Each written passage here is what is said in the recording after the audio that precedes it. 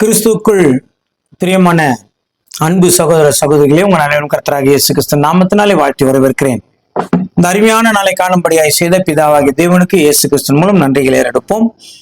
இந்த நாளிலும் நாம் ஆசாரிப்பு கூடாரத்தில் இருக்கிற ஒவ்வொரு காரியங்களையாய் நாம் தியானித்து வருகிறோம். அதன் வரிசையில குத்து விளக்கை குறித்து தியானித்து வருகிறோம்.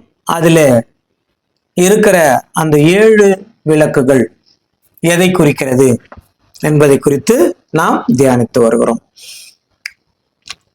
இந்த நாளிலும் அந்த 7 விளக்குகள் அல்லது 7 தொண்டுகள் சபையை குறிக்கிறது என்று நாம் பார்த்தோம். இப்போ ஒவ்வொரு சபை காலம் அதில் இருக்கிற தூதுவர்கள் அதை பற்றியெல்லாம் நாம் தியானித்து வருகிறோம். இன்றைக்கு சர்தை சபை, இது 5வது சபை. இந்த சபையில் நடக்கிற காரியங்களை நாம் கொஞ்சம் சுருக்கமாக பார்க்கலாம்.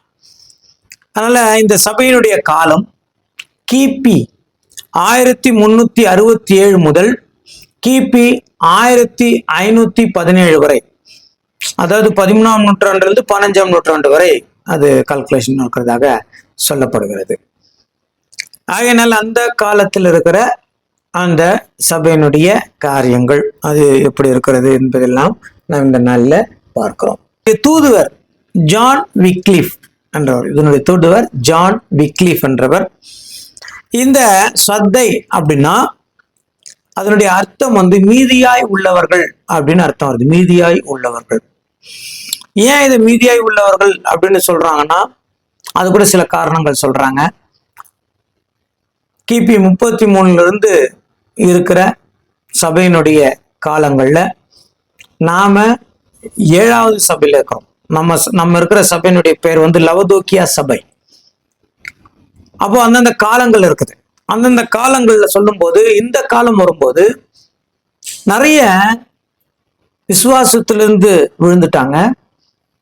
நான் போன முறையை நான் சொல்லியிருந்தேன், கிபி அதாவது 6ஆம் நூற்றாண்டு 625 கிபி 625ல இஸ்லாம் என்கிற ஒரு மதம் ஆரம்பமானது. அப்பொழுது நிறைய பேர் இஸ்லாமுக்கு மாறினார்கள். அது மாத்திரமல்ல, நிறைய நாடுகள் இஸ்லாத்தை தழுவினது. அப்பொழுது கிறிஸ்துவ நாடுகள் எல்லாம் சில நாடுகள் அடித்து நொறுக்கப்பட்டது. கிறிஸ்துவத்தை முழுமையாக அந்த நாட்டிலிருந்து விலக்கப்பட்டது. ஒரு சில கிறிஸ்தவர்கள் காலப்போக்கில் அங்கு இல்லாமல் போய்விட்டார்கள். கிறிஸ்தவர்கள் இஸ்லாமியர்களாக மாறி அதன் பிறகு கிறிஸ்துவம் இல்லாமல், இதன் நிமித்தம் கிபி 600க்கு பிறகு மகா சோதனை கூட வந்துருச்சு சபைக்கு. அப்ப நிறைய பேர் விசுவாசத்தை விட்டு விலகி போகும்படியாக ஒரு சூழ்நிலை உருவானது. அப்போ சபையில எந்த ஒரு காரியமும் இயக்காமல் அப்படி இருந்துட்டாங்க. அதாவது என்னன்னா, சபைன்னு இருக்கும், அங்க பெரிய பெரிய சபைகள் இருந்தது இல்லையா. கிபி 600க்கு முன்னாடி எல்லாம் பாத்தீங்கன்னா, அதாவது 10ஆம் நூற்றாண்டெல்லாம் பெரிய பெரிய சபைகள் இருந்தது. ஆனா அந்த காலகட்டத்தில் இந்த 13ஆம் நூற்றாண்டு வரும்பொழுது சபைகள் எல்லாம் நொறுக்கப்பட்டது. ஏன், கிறிஸ்துவர்களே இஸ்லாமியர்களாக மாறிவிட்டார்கள். அப்போ சபையில ஒரு சிலர் கிறிஸ்துவத்தை பிடித்து கொண்டிருந்தார்கள். ஆனாலும் ஆக்டிவிட்டி இல்லை.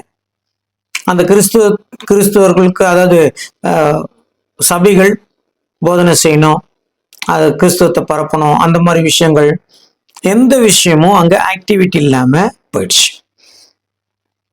அப்போ என்ன ஆயிடுச்சுன்னா, இந்த சபை எப்படி இருந்தது அப்படின்னா, ஒரு பெயர் கிறிஸ்துவ சபையா இருந்துச்சு. பேருக்கு சபை இருக்கும், பட் சபையினுடைய காரியங்கள் என்ன பண்றது இல்லை, அதுல அவ்வளவு முக்கியத்துவம் கொடுக்காத ஒரு காலகட்டம் அப்படி இருந்தது. அதாவது அந்த காலத்துல இருந்த எல்லா சபைகளும் நினைச்சிடாதீங்க, ஒரு சில நல்ல சபைகளும் வந்தது. ஆனா பைபிள்ல சொல்லும் போது ஒரு சபைக்குள்ள நல்லவர்களும் இருந்தார்கள், தேவனுக்கு விரோதமானவர்களும் இருந்தார். அப்படி நம்ம வசனத்துல சொல்றாங்க. நம்ம அந்த ஆண்டுலயே எடுத்துறோம், உலகம் முழுவதாகவும் அந்த காரியங்களை நம்ம பார்க்கணும் அந்த ஆண்டுல. அதனால சர்தை சபை இந்த சர்தை சபைக்கு எந்த ஒரு நல்ல விஷயத்தையும் சொல்லலை. நீங்க பாத்தீங்கன்னா தெரியும், சர்தை சபைக்கு எந்த ஒரு நல்ல விஷயத்தையும் சொல்லலை. என்ன சொல்லியிருக்கிறாங்க தெரியுங்களா? வெளிப்படுத்தல் 3:1 வாசிக்கலாமா? வெளிப்படுத்தல் 3:1. சர்தை சபையின் தூதனுக்கு நீ எழுத வேண்டியது என்னவெனில், தேவனுடைய 7 ஆவிகளையும் 7 நட்சத்திரங்களையும் உடையவர் சொல்லுகிறதாவது, உன் கிரியைகளை அறிந்திருக்கிறேன். நீ உயிருள்ளவன் என்று பெயர் கொண்டிருந்தும் செத்தவனா இருக்கிறாய். ஓகே, ஒரு இன்ட்ரடக்ஷன் கொடுக்குறார். அவரை பத்தி ஒரு விஷயம் சொல்றாரு. மறுபடியும் வாசிக்கலாம். சர்தை சபையின் தூதனுக்கு நீ எழுத வேண்டியது என்னவெனில், தேவனுடைய 7 ஆவிகளையும் 7 நட்சத்திரங்களையும் உடையவர் சொல்லுகிறது. அவரை பத்தி சொல்றாரு. 7 ஆவிகள் 7 நட்சத்திரங்களை உடையவர் சொல்லுகிறதாவது. இந்த 7 ஆவிகள் என்ன அப்படின்னு ரொம்ப சர்ச் பண்ணோம். ஒருத்தர் ஒரு விதமாக சொன்னாலும் சிலது 7 மேட்சே ஆகல. நிறைய காரியங்கள்ல அது 7 வரல. சில இடங்கள்ல 7 வர மாதிரி இருக்குது. ஆனாலும் சிலர்ல தெளிவா சொல்லிட்டாங்க, இந்த 7 ஆவிகள் என்னன்றது பைபிள்ல விளக்கமாக கொடுக்கப்படவில்லை என்று சொல்லியிருக்கிறாங்க. நான் கொஞ்சம் ஆதியாகம் முதல் வெளிப்படுத்தல் வரை இருக்கிறத கொஞ்சம் செட் பண்ணா வசனங்கள் பார்த்தா இந்த 7 ஆவிகள் சிதறி போட்டிருக்கிற மாதிரி இருக்குது. நமக்கு தேடி கண்டுபிடிக்கிற மாதிரி அதுல சிதறி போட்டிருக்கிறாங்க. ஃபர்ஸ்ட் ஏசாயா 11:2. ஏசாயா 11:2. ஞானத்தையும் உணர்வையும் அருளும் ஆவியும், ஆலோசனையையும் பலனையும் அருளும் ஆவியும், அறிவையும் கர்த்தருக்கு பயப்படுகிற பயத்தையும் அருளும் ஆவியும் ஆகிய கர்த்தருடைய ஆவியானவர் அவர் மேல் தங்கி இருப்பார். ஓகே, ஞானத்தை அருளும் ஆவி அது ஒண்ணு சொல்றாங்க. 2வது 1 கொரிந்தியர் 2ஆம் அதிகாரம் 16வது வசனத்துல புரிந்து கொள்ளுகிற ஒரு விஷயத்த நம்ம பேசுறோம். இப்போ அதை புரிந்து கொள்ள வைப்பது தேவ ஆவி இருந்தாதான் புரியும், இல்லைன்னா எல்லாருக்கும் புரியுறது இல்லை. அதனாலதான் இந்த சத்தியத்துக்கு அநேகர் வர முடியல, சரிங்களா? தேவ ஆவி இருந்தாதான் அது புரிந்து கொள்ள முடியும். அதனால ஒண்ணு புரிந்து கொள்ளணும், இன்னொன்னு அவங்களுக்கு புரியுற மாதிரி நம்ம என்ன பண்ணுங்க, கொஞ்சம் தெளிவா பேசணும். 2த்துக்கும் தேவ ஆவி வேணும். அதுதான் அங்க சொல்றாங்க. 1 கொரிந்தியர் 2ஆம் அதிகாரம் 11 வாசிக்கலாங்க. 2:11. மனுஷனில் உள்ள ஆவியை அன்றி மனுஷனுக்குரியவைகளை அறிவான். அப்படி போல தேவனுடைய ஆவியை அன்றி ஒருவனும் தேவனுக்குரியவைகளை அறிய மாட்டான். ஓகே, உங்க வாய்ஸ் பிரேக் ஆகி வருதுங்க. சிக்னல் சரியில்லைன்னு கொஞ்சம் பாத்துங்க. அதனால தேவனுடைய ஆவி இருந்தா தான் அதை பத்தி என்ன பண்ண முடியும், தெரிஞ்சிக்க முடியும். 14வது வசனம். ஜென்ம சுபாவமான மனுஷனும் தேவனுடைய ஆவிக்குரியவைகளை ஏற்றுக்கொள்ளான். அவைகள் அவனுக்கு பைத்தியமாக தோன்றும். அவைகள் ஆவிக்கேற்ற பிரகாரமாய் ஆராய்ந்து நிதானிக்கப்படுகிறவைகள் ஆனதால் அவைகளை புரிய மாட்டான். அப்ப ஜென்ம சுபாவமான மனுஷனுக்கு புரியாது. ஏன்? அவன்கிட்ட என்ன இல்ல, தேவனுடைய ஆவி இல்லைன்னா ஒண்ணுமே புரியாது. அப்போ தேவனுடைய ஆவியில இன்னொன்னு புரிந்து கொள்கிற ஆவி. முதலாவது ஞானத்தை கொடுக்கிற ஆவி பார்த்தோம். 3வதாக ஆலோசனை கொடுக்கிற ஆவி, தேவனுடைய ஆவி. தேவன் அப்படித்தானே இல்லைங்களா? அது கூட 2 நாளாகமும் 15:12 வாசிக்கலாமா? 2 நாளாகமும் 15:12. 2 நாளாகவும் 15:12.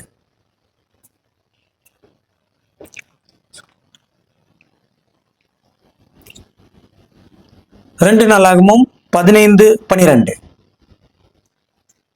தங்கள் பிதாக்களின் தேவனாகிய கர்த்தரை தங்கள் முழு இருதயத்தோடும் தங்கள் முழு ஆத்மாவோடும் தேடுவோம் என்றும்.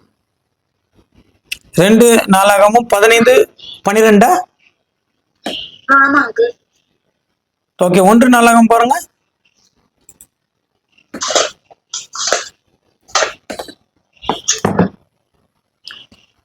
அவர்களை நோக்கி, லேவியரில் நீங்கள் பிதாக்களுடைய சந்ததிகளின் தலைவர். அதாங்க. ஒரு நிமிஷம் பார்த்துக்கோங்க, ஒரே நிமிஷம். 15:1 வாசிங்கம்மா. 2 நாளாகவும் 15:1.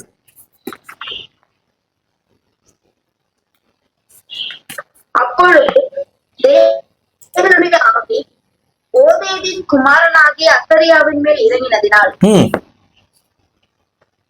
அவன் வெளியே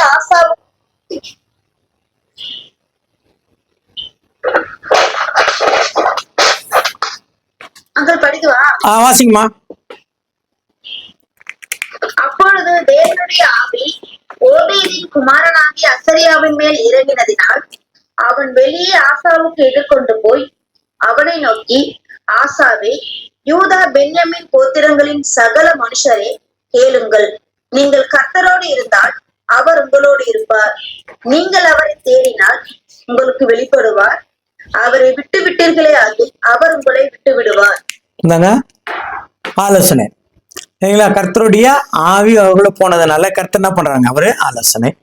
அடுத்தது ஒரு காரியம் நடக்குது, அது நமக்கு நல்லா தெரியும். அவருடைய வல்லமை, அது தேவனுடைய ஆவி நீங்களா, அது தேவனுடைய வல்லமை. அவருடைய வல்லமை பத்தி நம்ம தெரியும். கடலே என்ன பண்ணிருக்கிறாரு? ரெண்டாக பிளந்திருக்கிறார். இந்த மாதிரி நிறைய நம்ம சொல்லிட்டே போகலாம்.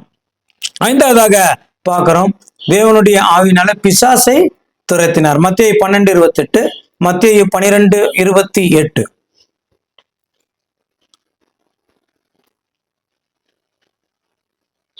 நான் தேவனுடைய ஆவியினால் பிசாசுகளை துரத்துகிறபடியால் போதங்க பிசாசுகளை துரத்துகிறபடியால் அப்படின்னாங்க சொல்றதாக நாம் பார்க்கிறோம்.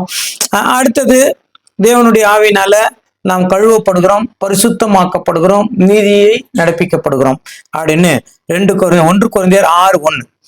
1 கொரிந்தியர் 6:1.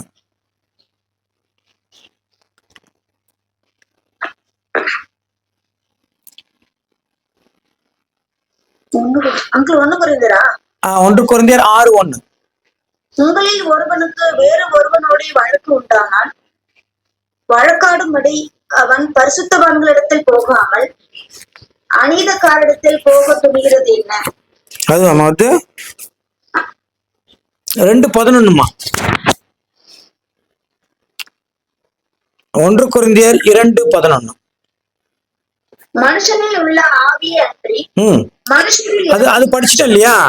அது படிச்சுட்டோம். 11 வாசிங்க. 2 கொரிந்தியர் 6:11 வாசிங்க. உங்களில் சிலர் இப்படிப்பட்டவர்களா இருந்தீர்கள்.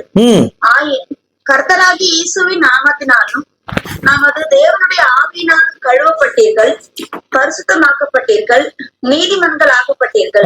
தேவனுடைய ஆவியினால கழுவப்படுதல், பரிசுத்தமாக்கப்படுதல், நீதிமானாக்கப்படுதல். தேவனுடைய ஆவியினால 7வதாக பார்க்கிறோம், தீர்க்க தரிசனம் உரைத்தார்கள். அது நம்மளுக்கு தெரியும். ஒரு வசனம் வாசிச்சுட்டு நம்ம போயிடலாம். 1 சாமுவேல் 10ஆம் அதிகாரம் 10வது வசனம். 1 சாமுவேல் 10:10.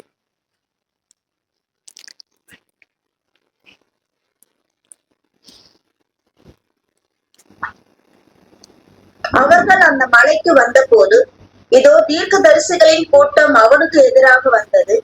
அப்பொழுது தேவனுடைய ஆவி அவன் மேல் இறங்கினதினால் அவனும் அவர்களுக்குள்ளே தீர்க்க தரிசனம் சொன்னான். போதுங்க. அப்போ தீர்க்க தரிசனம் சொல்றதுக்கும் தேவனுடைய இப்ப இந்த 7 ஆவிகள் என்னன்னா ஞானம், புரிந்து கொள்ளுதல், ஆலோசனை, தேவனுடைய வல்லமை, பிசாசை துரத்துதல், கழுவுதல், பரிசுத்தமாக்கப்படுதல், தீர்க்க தரிசனம்.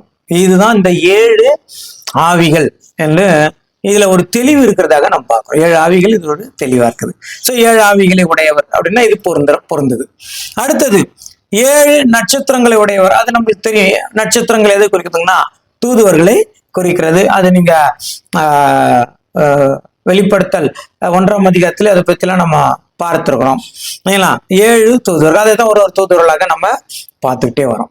ஓகே, இப்போ அவரை பத்தி ஒரு இன்ட்ரடக்ஷன் கொடுத்துட்டாரு. இந்த 7 சபைக்கும் இயேசு கிறிஸ்து பத்தி 7 இன்ட்ரடக்ஷன் வரும். அது குறித்து நம்ம வருகிற காலங்களில் இதெல்லாம் முடிஞ்ச அப்புறம் தனியாக அதை எடுத்து பார்க்கலாம். 7 இன்ட்ரடக்ஷன், அறிமுகம். அதுக்கு பிறகு 7 கன்க்ளூஷன், என்ன பண்ணலாம். அப்புறம் 7 ஆலோசனை, 7 ஆசீர்வாதம். சரிங்களா? அப்படி இதையே செப்பரேட்டா பார்க்கும்போது ரொம்ப அருமையா இருக்கு. வருகிற காலங்கள் அதை நம்ம பார்க்கலாம். ஓகே, இப்போ அவரை பத்தி சொல்லிட்டாரா? இப்போ அந்த சபையை பத்தி சொல்றாரு. வெளிப்படுத்தல் 3:1. இப்போ வாசிக்கலாம். வெளிப்படுத்தல் 3:1. சர்தை சபையின் தூதனுக்கு எழுத வேண்டியது என்னவெனில், தேவனுடைய 7 ஆவிகளையும் 7 நட்சத்திரங்களையும் உடையவர் சொல்லுகிறதாவது, உன் கிரியைகளை அறிந்திருக்கிறேன். நீ உயிருள்ளவன் என்று பெயர் கொண்டிருந்தும் செத்தவனாய் இருக்கிறாய். ஓகே, அதாவது அந்த சபையை பத்தி சொல்றாரு. உன் கிரியைகள் அறிந்திருக்கிறேன். அப்படின்ற உன் கிரியைகள்ல நீ என்ன செய்யறேன்னு எனக்கு தெரியும். அதானே கிரியைன்னா தான் சரிங்களா? உன் கிரியைகள் நான் அறிந்திருக்கிறேன், என்ன செய்யறேன்னு எனக்கு தெரியும். நீ உயிரில்லவன் என்று பெயர் கொண்டு செத்தவனா இருக்கிறாய் அப்படின்ட்டார். நீ உயிரிழத்தா இருக்கிற, ஆனா செத்தவனா இருக்கிற. அப்போ இது எப்படி அப்படின்னா, அதாவது இயேசு கிறிஸ்து தலை, சரீரம் சபை. இயேசு கிறிஸ்து தலைன்னா இந்த சரீரம் வந்து சபையா இருக்குது அப்படின்னு பாக்குறோம். அது 2 வசனம் வாசிச்சுட்டு போயிடலாம். எபேசியர் 4ஆம் அதிகாரம் 12வது வசனம். எபேசியர் 4:12.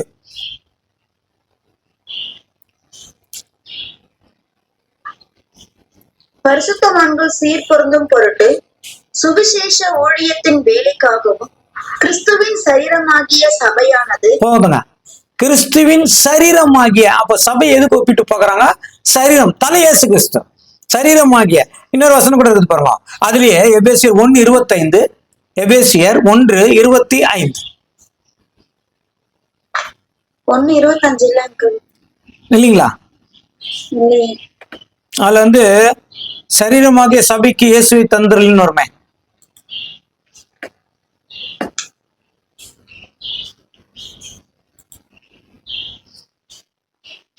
ஓகே பாருங்க, இல்லைன்னா அடுத்தது அப்படி ஆமா 23 அதிலே எல்லாவற்றாலும் நிரப்புகிறவருடைய நிறைவாக்கிய சரீரமான சபைக்கு அவரை எல்லாவற்றுக்கும் மேலாக தலையாக தந்தருளினாங்க. எல்லாவற்றுக்கும் மேலாக என்ன பண்ணாருங்க? தலையாக தந்தருளினார். அங்க போறா எல்லாவற்றையும் நிரப்புறவாகிய நிறைவாகிய சரீரமாகிய சபை. தலையா சொல்ல, சரீரமாகிய சபை. அப்போ பாடி ஃபுல்லா பாடி ஆயிடுச்சு இல்லைங்களா? இப்போ இது எப்படி ஆகுது அப்படின்னா, இப்ப தேவன் ஆதாமை மண்ணினால உருவாக்குனார் இல்லையா? அப்ப ஃபுல் சரீரம் என்ன ஆயிடுச்சுங்க? வந்துருச்சு, ஃபுல்லா வந்துருச்சு. அடுத்தது என்ன பண்ணாருன்னா, அவன் நாசியில இல்லைங்களா சுவாசத்தை ஊதினார். அப்படின்னா பண்ணாங்க, மனுஷன் ஜீவ ஆத்துமா ஆனான் அப்படின்னு இருக்குது. அப்போ ஆவி உள்ள போன உடனே சரீரம் உயிர் பெற்கிறது, உயிரடைகிறது. இந்த உயிரடைகிறது அப்படின்ற வார்த்தை தான் பைபிள்ல ஆத்துமா ஆனான்னு போட்டுக்கிறாங்க. இந்த உயிரடைதல் அப்படின்னா ஆக்டிவிட்டின்னு வருது இங்கிலீஷ்ல. ஆக்டிவிட்டி, உயிர் உள்ள ஆக்டிவிட்டி. அப்போ என்னன்னா செயல்படுதல்னு அர்த்தம். வெறும் சரீரம் செயல்படுறது இல்ல, ஆவி சரீரம் ரெண்டும் சேரும் போதுதான் இந்த உடல் செயல்படுகிறது. அப்படி சபையை சரீரமாக ஒப்பிட்டு பேசுறாங்க. அப்போ சபை சரீரமாக ஒப்பிடும்போது பெந்தகோஸ்து நாள் என்ன வச்சுங்க, ஆவி வந்துருச்சு. அப்பதான் சபையை உருவாச்சு, ஆக்டிவிட்டாவை ஆரம்பிச்சது.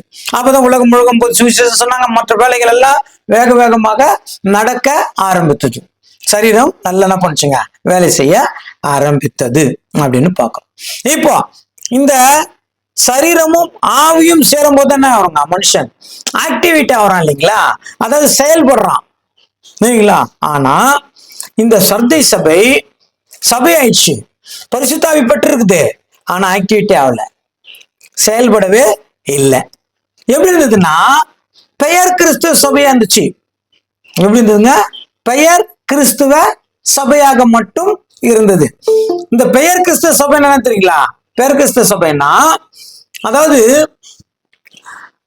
பைபிள் இருக்கும், பைபிள் எவ்வளவு விஷயங்கள் இருக்கும். ஆனால் நமக்கு என்ன வேணுமோ, நமக்கு எது சௌகரியமோ அதை மட்டும் பேசிட்டு விட்டுருவாங்க சரிங்களா? அதாவது ஃபர்ஸ்ட் 2 வாரங்கள் ஃபுல்லா ஆசீர்வாதத்தை பத்தி பேசுவாங்க. அதுக்கப்புறம் முக்கியமான இதெல்லாம் வேண்டவங்க இதெல்லாம் பேசினா நம்ம சபையில ஆள் வராது. நான் எனக்கே அதை சொல்லியிருக்கிறாங்க, நீங்க கொஞ்சம் ஆசீர்வாதமா பேசுங்க, அப்பதான் நம்ம கண்டினியூ உங்களை கூப்பிட முடியும். வெறும் ஆசீர்வாதம் மட்டும் இல்லையே, பைபிள்ல நிறைய காரியங்கள் இருக்குதே சரிங்களா? அது என்ன பண்ணோம் சொல்லணுமே, ஆனா அதெல்லாம் என்ன வருது இல்ல. இதுதான் சர்தை சபைன்னு போதனை. அந்த சபை அப்படி ஆயிடுச்சு.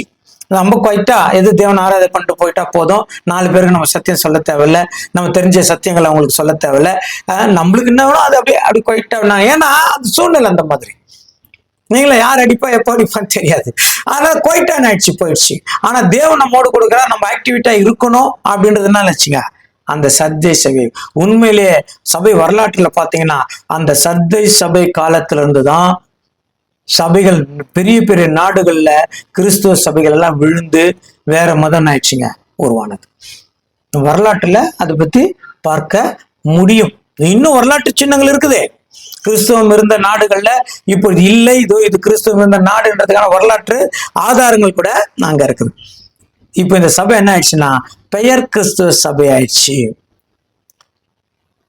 எந்த ஒரு ஆக்டிவிட்டியும் பண்ணல, பரிசுத்தாவே இருக்குது ஆனால் ஆக்டிவிட்டி பண்ணல. அப்போ நீ இப்படி இருக்கிறன்னு சொல்லி அந்த அது வெளிப்படுத்தல் 3:2 வாசிக்கலாமா? வெளிப்படுத்தல் 3:2. நீ விழித்துக்கொண்டு சாகினத்திற்கு ஏதுவா இருக்கிறவைகளை ஸ்திரப்படுத்து. ஓகே, இப்போ நீ விழித்துக்கொள்ளுன்றார். இல்ல, விழித்துக்கொள்ளணும்னா ஒரு எச்சரிக்கை. அசதியா இருக்காத. சரிங்களா? தூங்குறான்னா நிம்மதியா ஒரு வேலை செய்ய மாட்டேன். தூங்கும்போது என்ன வேலை செய்ய முடியும்? தூங்குறத தவிர வேலை ஒண்ணும் செய்ய முடியாது. சரிங்களா? எந்த இதுவும் செய்ய முடியாது. தூக்கத்துல என்ன செய்ய முடியுமா? முடியாது. அப்ப நீ தூங்குறமா ஆயிட்ட, இப்ப என்ன பண்ணு, நீ விழித்துக்கொள் அப்படின்றார். அப்போ எதுல இருந்தெல்லாம் அவங்க தூங்கிட்டாங்க அப்படின்னு ஒரு 3 காரியங்கள் நம்ம பார்க்கலாம். 1 கொரிந்தியர் 15:34. 1 கொரிந்தியர் 15:34. நீங்கள் பாவம் செய்யாமல் நீதி கேட்க விழித்துக்கொண்டு. நீதி போதங்க, நீதியில விழித்து இருக்கணும். இங்க தூங்கிட்டாங்க. இதெல்லாம் இப்ப நம்ம படிக்கிறதுலாம் இந்த சபை வரத்துக்கு முன்னாடி அப்போஸ்தலர்கள் சொல்லி வச்சுது. அப்ப வேதத்தை வச்சுக்கிட்டு இதெல்லாம் என்ன பண்ணிட்டாங்க? கொஞ்சம் தூங்கிட்டாங்க. நீதியில இல்ல. இப்ப நீதியின் வஸ்திரம் என்ன ஆயிடுச்சு? போயிடுச்சு. நீதியின் வஸ்திரம் போகக்கூடாது. நீதியின் வஸ்திரம் நமக்கு பாதுகாத்துக்கணும். அப்ப நீதி இல்லாம போயிட்டாங்க. நீதியின் வஸ்திரத்துல போயிடும். அது குறித்து தான் நீங்க இன்னொரு வசனம் கூட எடுத்து பாருங்களேன். வெளிப்படுத்தல் 16:15. வெளிப்படுத்தல் 16:15. இதோ திருடனை போல் வருகிறேன், தன் மானம் காணப்படத்தக்கதாக நிர்வாணமாய் நடவாதபடிக்கு விழித்துக்கொண்டு தன் வஸ்திரங்களை காத்துக் கொள்ளுகிறவன் பாக்கியவான். அந்த நீதியின் வஸ்திரத்தை என்ன பண்ணணும்? காத்துக்கணும். இல்லைங்களா? விழித்திருந்து என்ன பண்ணத பாதுகாத்துக்கணும். அது இழந்துடக்கூடாது.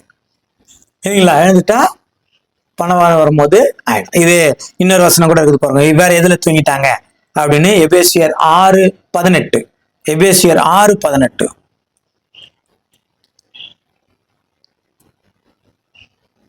எந்த சமயத்திலும் சகலவிதமான வேண்டுதலோடும் விண்ணப்பத்தோடும் ஆவியினாலே ஜெபம் பண்ணி அதன் பொருட்டு மிகுந்த மன உறுதியோடும் சகல பரிசுத்தவான்களுக்காகவும் பண்ணும் வேண்டுதலோடும் விழித்துக் கொண்டிருங்கள். விழித்துக் கொண்டிருங்கள். இப்ப எதுல எல்லாம் தூங்கிட்டாங்க பாத்தீங்களா? சரிங்களா? அதாவது மறுபடியும் வாசிக்கலாங்க. எந்த சமயத்திலும் சகலவிதமான வேண்டுதலோடும், வேண்டுதல் வேண்டும், விண்ணப்பம் வேண்டும், ஜபம் வேண்டும். போதுங்க. வேண்டுதல் வேணும், விண்ணப்பம் வேணும், ஜபம் வேணும். எல்லாம் ஆயிடுச்சுங்க. நல்லா தூங்கிட்டாங்க. விழித்திருந்து எல்லாம் பண்ணுங்கன்னா இல்லைன்னா ஆயிடுச்சுங்கல்லாம் நல்லா தூங்க ஆரம்பித்து விட்டார்கள் என்றதாக நாம் பார்க்கிறோம். தூங்கிட்டாங்க நல்லா, இல்லைங்களா? ஓகே, அடுத்தது ஓகே 1 தெசலோனிக்கேயர் 5:6 வாசிக்கலாமா? 1 தெசலோனிக்கேயர் 5:6.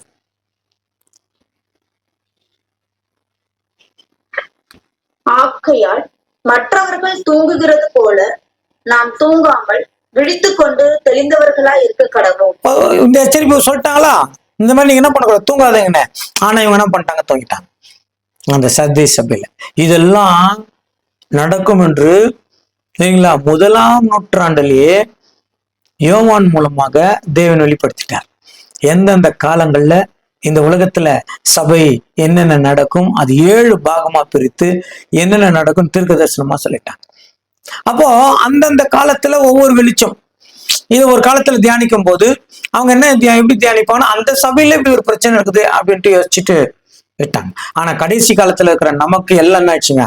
பரிபூர்ணமான சத்தியங்கள் வெளியாகி கொண்டிருக்கிறதுனால இப்போ இது என்ன நடந்தது அப்படின்றத வேதத்துல தீர்க்க தரிசனமா சொல்லிட்டாங்கன்ற விஷயத்த நம்ம என்ன பண்ணிருக்கிறோம்? பார்த்துட்டு வரோம். இது அப்படியே இப்பவும் ஒவ்வொரு சபையிலயும் பொருந்தான். ஒவ்வொரு சபையில ஒவ்வொரு சபை எடுத்துக்கிட்டீங்கன்னா அதை 7 பாகமா பிரிச்சு இதுல இந்த குரூப்ல யாரோ ஒரு குரூப்ல என்னவங்க சிலர் இருந்துட்டா இருப்பாங்க. அது ரொம்ப தெளிவா தெரியும். அந்த காலத்துல நடந்த அந்த 7 சபைகளுக்கு சொல்லும் போது அத மறுபடியும் வாசிக்கலாமா? வெளிப்படுத்தல் 3:2 மறுபடியும் சொல்றாங்க பாருங்க.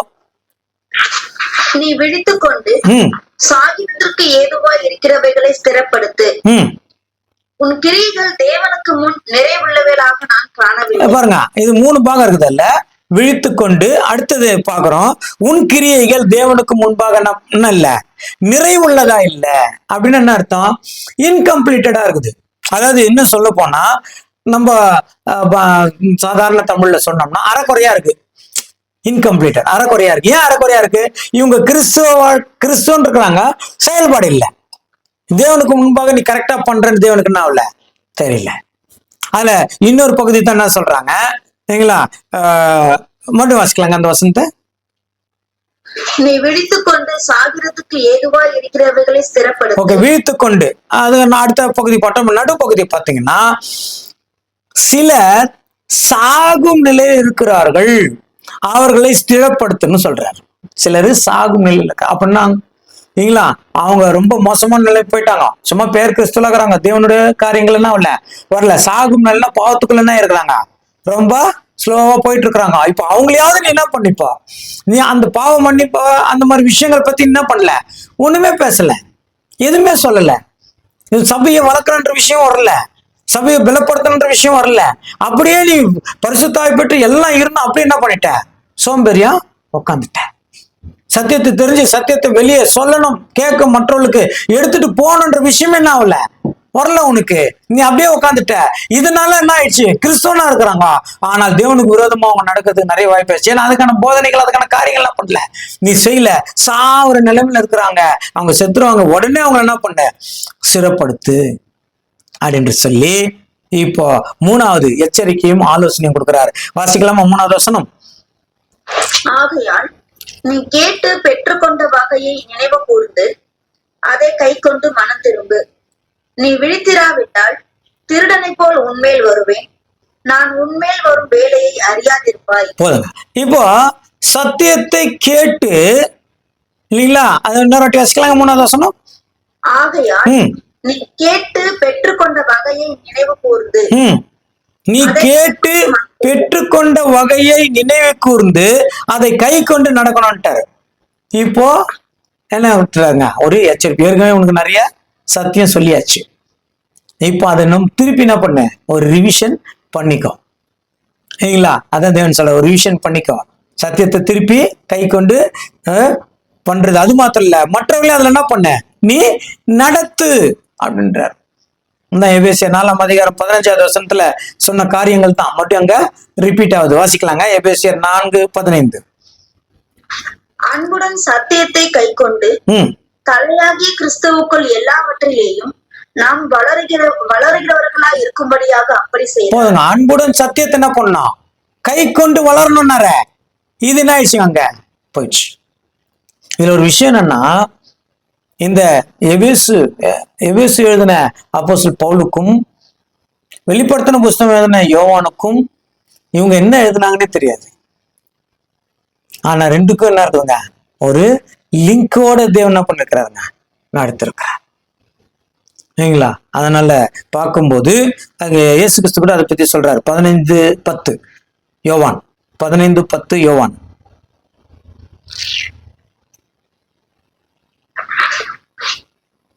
நான் என் பிதாவின் கற்பனைகளை கை கொண்டு அவருடைய அன்பிலே நிலைத்திருக்கிறது போல. போதுங்க. இப்போ இயேசு கிறிஸ்து கொடுக்குற ஆலோசனை என்ன, பிதாவின் கற்பனை கை கொண்டு அவருடைய அன்புல நிலைத்திருக்கிறது போல நீங்களும் சத்தியத்துல கை கொள்ளுங்கள். அதைத்தான் அங்க சொல்லுகிறான். கேட்ட சத்தியத்தை திருப்பி விட்டு விட கூடாது, நீ என்ன பண்ணாத, கை கொண்டு நட அப்படின்னு. ஓகே, இந்த 3வது வசனத்துல 3 காரியங்கள் சொல்றாங்க. 1 நினைவு கூர், ஞாபகப்படுத்திக்க. 2வது கடைபிடிச்சு. 3வது மனம் திரும்பு. 3 எச்சரிக்கைகள் அங்க என்ன பண்ணிட்டாரு, கொடுத்துட்டு அடுத்தது சொல்றாரு. அந்த 3வது வசனம் வாசிக்கலாமா? வெளிப்படுத்தல் 3:3 மறுபடியும் வாசிக்கலாங்க. ஆகையால் நீ கேட்டு பெற்றுக்கொண்ட வகையை நினைவு கூர்ந்து அதை கை கொண்டு மனம் திரும்பு. நீ விழித்திராவிட்டால் திருடனை போல் உன்மேல் வருவேன், நான் உன்மேல் வரும் வேலையை அறியாதிருப்பாய். திருடனை போல் உண்மையில என்ன பண்ணுவேன், வருவேன். இப்ப திருடன் எப்போ வருவான் இல்லைங்களா? திருடன் எப்போ வருவாங்க, தூங்கும் போது. அப்பதானே முடிச்சு நிற்கும் போது, எல்லாரும் முடிச்சு நோக்க திருட வருவான் இல்லைங்களா? தூங்கும் போது தான். அப்ப நீ தூங்கிட்டேன்னா திருடனை போல என்ன பண்ணுவேன், நானு வருவேன் அப்படின்னு. திருடனை போல வருவேன் அப்படின்னா திடீர்னு நான் வந்து என்ன பண்ணிடுவேன். அதனால நீ ஜாக்கிரதையா இரு ஏன்னு ஒரு எச்சரிப்பு கூட கொடுத்துட்டாரு இல்லைங்களா. விழித்திரா விட்டால் ஆலோசனை கொடுத்துட்டாரு, எச்சரிப்பும் கொடுத்துட்டாரு. இதுதான் ஏற்கனவே வாட்சம் மட்டும் ஒரு வாட்டி வாசிக்கலாம். வெளிப்படுத்தல் 16:15.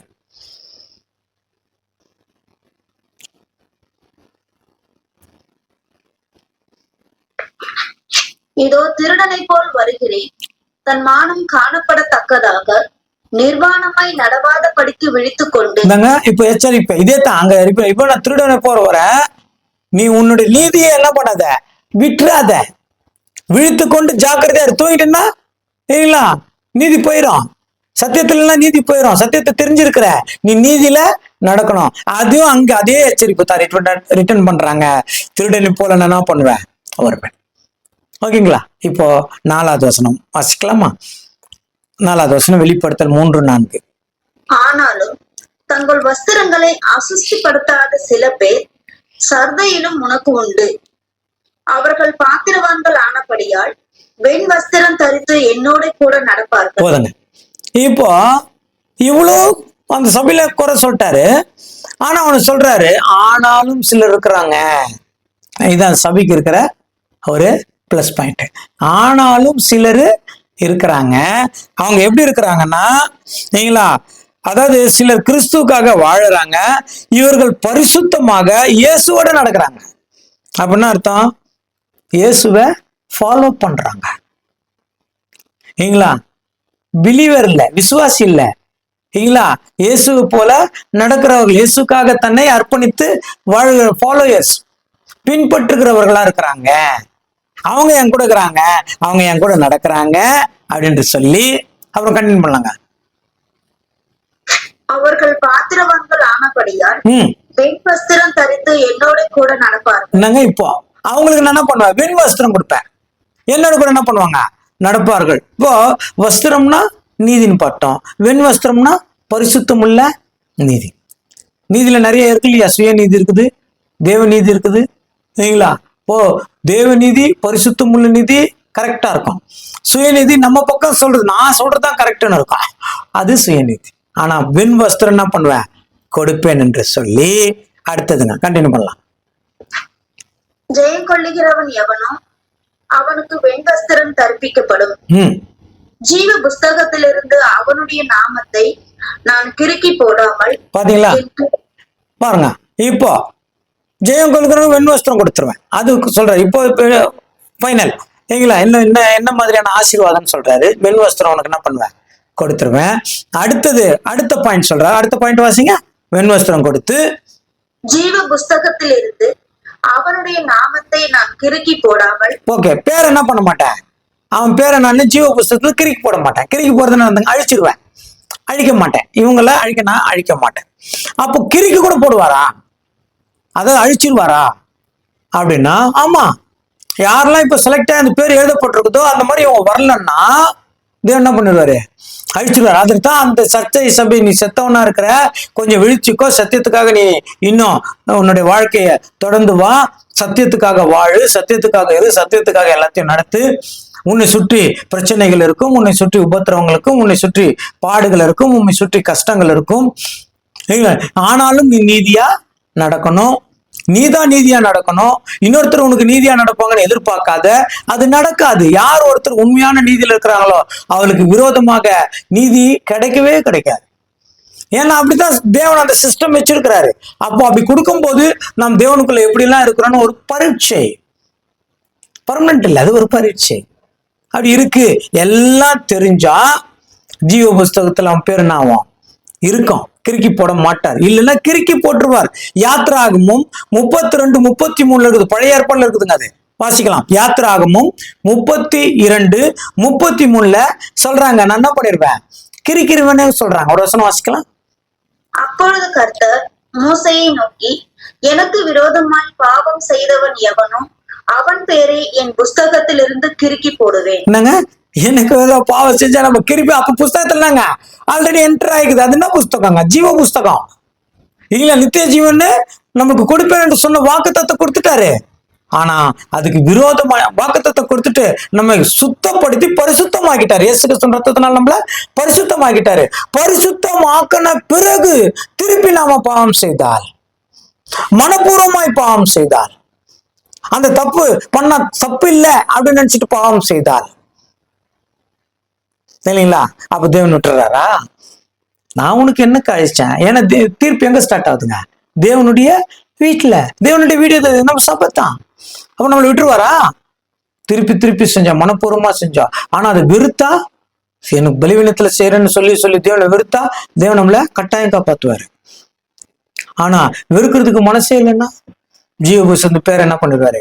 கிரிக்கிடுவாரு. இதை திருப்பி இன்னும் தெளிவா சங்கீதத்துல ரிப்பீட் பண்றாங்க இல்லைங்களா? சங்கீதம் 69 தாவீது திருப்பி தெளிவா ரிப்பீட் பண்றாரு. மேல நம்ம வெளிப்படுத்தல் 3:5 வாசிச்சோமே, அதே மாதிரி ஒரு சம்பவம் கிட்டத்தட்ட அதே மாதிரி திருப்பி சங்கீதம் 69:38 ரிப்பீட் பண்றாங்க. வாசிக்கலாம். சங்கீதம் 69:38. 38 இல்ல 33 வாசிங்க. 38 வருது. ஒரு நிமிஷம்.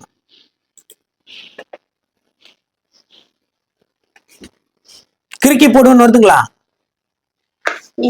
69.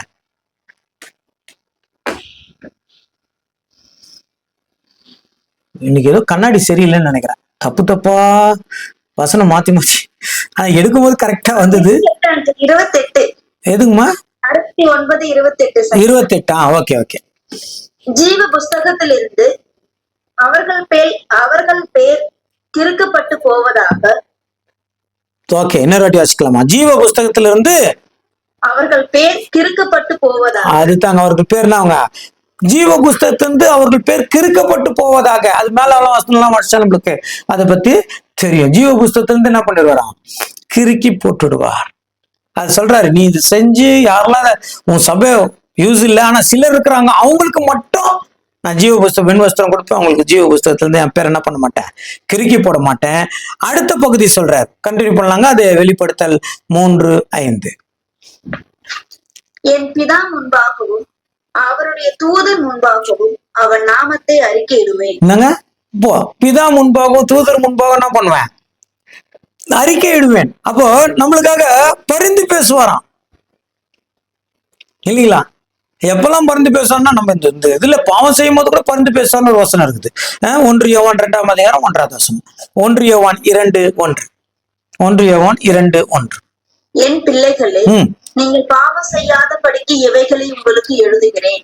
ஒருவன் பாவம் செய்வானானால் நீதிபரராய் இருக்கிற இயேசு கிறிஸ்து நமக்காக பிதாவின் இடத்தில் பரிந்து பேசுகிறவராய் இருக்கிறார். அப்போ அங்க சொல்ல பிதாவுக்கு முன்ன நான் பண்ணுவேன், அறிக்கையிடுவேன் அப்படின்னா இயேசு கிறிஸ்து இல்லாம நம்மளால என்ன பண்ண முடியாதுங்க? ஒண்ணுமே செய்ய முடியாது. அப்போ நமக்காக அவர் என்ன பண்றாங்க? பரிந்து பேசுகிறவரா இருக்கிறார். அதுதான் சொல்றாங்க, பிதாவுக்கு முன்பாக தூதருக்கு முன்பாக நான் என்ன பண்ணுவேன்? உங்களை அறிக்கையிடுவேன். அப்போ அந்த சர்தை சபைக்கு சொல்லும் போது, உங்ககிட்ட ஒரு நல்ல காரியம் இல்லை, எனக்கு மனசுக்கு திருப்தியா நீ நடக்கல இல்லட்டாரு, மனசுக்கு திருப்தியா நீ குறைவாக தான் இருக்கு சரிங்களா, ஒரு என்னங்க ஒரு இன்கம்ப்ளீட்டடா தான் இருக்கு, என்ன செய்யணுமோ அதை நீ செய்யல, இப்போ விழித்துக்கோ, கேட்ட சத்தியத்தை என்ன பண்ண கேட்டு இன்னும் இந்த சபை நாங்க ஆக்டிவிட்டாவு, ஏன்னா உங்ககிட்ட சாவர நிலைமையில சில இருக்கிறாங்க, அதெல்லாம் கரெக்டா வந்துடும். இல்லைன்னா சரிங்களா, திருடன் வர்றது போல நான் வருவேன். வஸ்திரம் நாங்க பத்திரமா வச்சுக்க. ஆனாலும் உன் சபையில சிலர் இருக்கிறாங்க, அவங்களுக்கு நான் வெண் வஸ்திரம் கொடுப்பேன், அவங்க பேரை கிறுக்கி போட மாட்டேன். எவ்வளவு வருது பாருங்க, பிதாக்கு முன்னாடி நான் என்ன பண்ணுவாங்கள அறிக்கையிடுவேன். இதெல்லாம் ஆசீர்வாதமாக சொல்றாரு இல்லைங்களா? மத்தேயு 10:32, 33 இதே விஷயம் இயேசு கிறிஸ்து அங்க கொஞ்சம் பேசியிருக்கிறார். அது ஒரு வசனம் வாசிச்சுட்டு போகலாம். மத்தேயு 10:32. மத்தேயு 10:32. மனுஷர் முன்பாக என்னை அறிக்கை பண்ணுகிறவன் எவனோ அவனை நானும் பரலோகத்தில் இருக்கிற என் பிதாவின் முன்பாக அறிக்கை பண்ணுவேன். மனுஷன் முன்பாக என்னை அறிக்கை பண்ணினாள். அப்போ நம்மளுக்கு இயேசு கிறிஸ்துனாங்க, அவர் சத்தியம் தான் நம்மளுக்கு கொடுத்துருக்கிறார். கிருபையும் சத்தியமும் இயேசு கிறிஸ்துனால கிடைச்சிருக்குது இல்லைங்களா? அப்போ கேட்ட சத்தியத்தை ஒருத்தர் கண்ணு தெரியாம இருக்கிறாங்க சரிங்களா, கண்கள் மறைக்கப்பட்டிருக்கிறது, அவங்களுக்கு சத்தியம் தெரியாம இருக்கிறாங்கன்னா அவங்களுக்கு அந்த சத்தியம் என்ன பண்ணுங்க, போய் சேரணும். அதுக்கான முயற்சிகள் நம்ம என்ன பண்ணணும், செய்யணும். அங்க கூட போட்டு என்ன பண்ணிடக்கூடாது, கவுத்திடக்கூடாது. எங்க போனாலும் ரொம்ப எச்சரிக்கையா என்ன பண்ணணும், செயல்படணும். அதான் சொல்றாரு, நீ சரிங்களா என்ன அறிக்கை பண்ணா அங்க நான் என்ன பண்ண உன்ன அறிக்கை பண்ண. அப்போ அந்த சத்திய சபை என்ன செஞ்சிருச்சு, அறிக்கை பண்ணாம விட்டுடுச்சு. இப்ப அதுக்கு என்ன பண்ணிட்டாருங்க, அவரு வாய்ப்பு. அப்போ இந்த சபைக்கு சொல்லும் போது சரிங்களா, இந்த சர்தை சபைக்கு சொல்லும் போது சரிங்களா ஒரு நல்ல விஷயம் கூட அந்த சபைக்கு இல்லை. ஆனா சிலர் இருக்கிறாங்கன்னு சொல்லிட்டு என்ன பண்ணிட்டாங்க, அப்படியே விட்டுட்டாங்க. இப்ப இவ்வளவு விஷயமும் ஏதோ சர்தை சபைக்கு ஆதி காலத்துல நடந்ததை நம்ம பார்த்தோம்னு நினைக்க கூடாது. இது நம்ம வாழ்க்கைக்கும் பொருந்தும். நாம அப்படி இருக்கிறோமா, இந்த நிலைமையில இருந்தா இப்ப தேவனுடைய எச்சரிப்பை கேட்டு நாம மாறிக்கொள்ளலாம். தேவனுடைய எச்சரிப்பை கேட்டு நாம் மனம் திரும்பலாம். தேவனுடைய எச்சரிப்பை கேட்டு இன்னும் நம்ம நிறைய கத்துக்கலாம். இன்னும் தூங்குறதை விட்டு வந்துடலாம். அவருடைய ஆலோசனைய கேட்கலாம். இது எனக்கு வந்திருக்கிற ஆலோசனை என்று யாருக்கெல்லாம் இந்த வார்த்தை தொடப்படுகிறதோ அவர்களுக்கு இந்த சொல்லப்பட்ட ஆசீர்வாதமும் கிடைக்கும். அதனாலதான் 6வது வசனம் வாசிக்கலாம். வெளிப்படுத்தல் 3:6. வெளிப்படுத்தல் 3:6. ஆவியானவர் சபைகளுக்கு சொல்லுகிறதை காதுள்ளவன் கேட்க கடவன் என்று எழுது. அவ்வளவுதான். இது எல்லா இடத்துலயும் சொல்லிட்டே வர்றாரு. காதுள்ளவன் கேட்க கடவன் எல்லா இடத்துல சொல்றாரு. காதுள்ளவன் கேட்க கடவன் தெரியுங்களா, சரிங்களா, அது கவனிச்சு அதன்படி நடக்கணும்னு அர்த்தம். சரிங்களா, சும்மா கேட்டுட்டு போறது இல்லை. அதனால இந்த நல்ல நேரத்தை கொடுத்த பிதாவாகிய தேவனுக்கு இயேசு கிறிஸ்துவின் மூலம் நன்றி செலுத்துவோம். இப்பொழுதும் இந்த செய்தி உங்களுக்கு பிடித்திருந்தால் மற்றவர்களுக்கு இதை ஃபார்வர்ட் பண்ணுங்க, சப்ஸ்கிரைப் பண்ணுங்க. உங்களுக்கு ஆசீர்வாதமா இருக்கும். கர்த்தர் உங்களை ஆசீர்வதிப்பாராக. ஆமென்.